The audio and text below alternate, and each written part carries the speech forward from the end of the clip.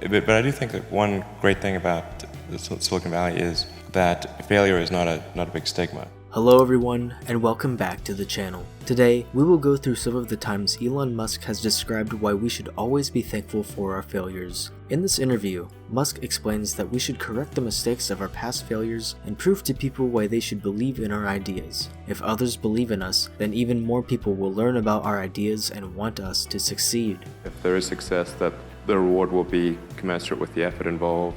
We should also look for errors in the ways we already do things in industry. Finding fresh solutions to existing problems is a great avenue towards success. Musk has the benefit of being in an environment that is forgiving of failure. This allows him to learn from his mistakes and further understand ways to avoid them when moving forward. In fact, Musk has had a lot of failures in the past, as evidenced by how finicky rocket launches can be. Earth is the cradle of humanity, but you cannot stay in the cradle forever. This doesn't discourage him though, and each failure only provides him more knowledge. By not avoiding failure while working a rigorous schedule, we can accomplish much more when we consider each failure a good thing. Failure is simply a part of becoming successful. You kind of boil things down to the most fundamental truths and say, okay, what are we sure is true, or as sure as possible is true?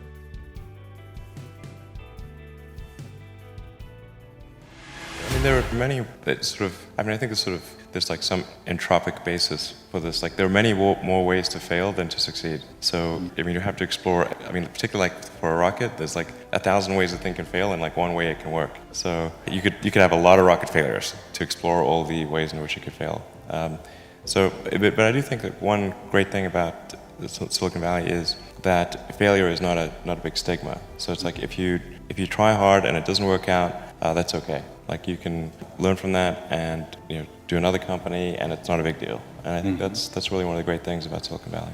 It's particularly with rockets. It's just space is hard, and rockets tend to fail, unfortunately. And even when you've got like a lot of really smart people working super hard to minimize the probability of failure, it's still there, and it's quite significant. And people have asked me, like, well, why are rockets especially hard? And part of it is like everything has to work the first time. Like, you can't do a recall, you can't patch it. It's like 9 minutes to orbit or it's over. And then you can never test the rocket completely in the environment that it's actually going to experience. You can't fully recreate something that's moving super fast in a vacuum on the surface of Earth. I think it's also important to reason from first principles rather than by analogy. So the normal way that we conduct our lives is we reason by analogy. We're doing this because it's like something else that was done, or it's like what other people are doing. It's kind of mentally easier to reason by analogy rather than from first principles. But by first principles is kind of a physics way of looking at the world. And what that really means is you kind of boil things down to the most fundamental truths and say, okay, what are we sure is true, or as sure as possible is true, and then reason up from there. That takes a lot more mental energy.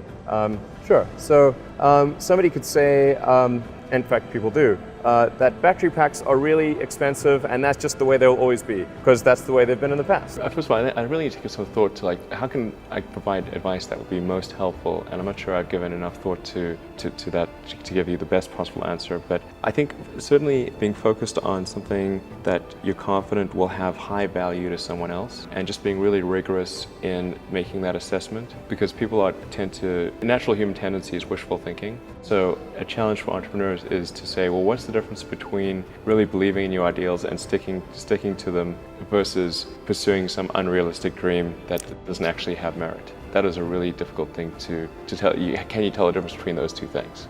So you need to be sort of very rigorous in your self-analysis. I think certainly extremely tenacious, and then just work like hell. I mean, you just have to put in 80 to 100-hour weeks every week. All those things improve the odds of success. If other people have 40-hour work weeks and you're putting in 100-hour work weeks, then even if you're doing the same thing, you know that in 1 year you will achieve what they achieve. You will achieve 4 months what it takes them a year to achieve.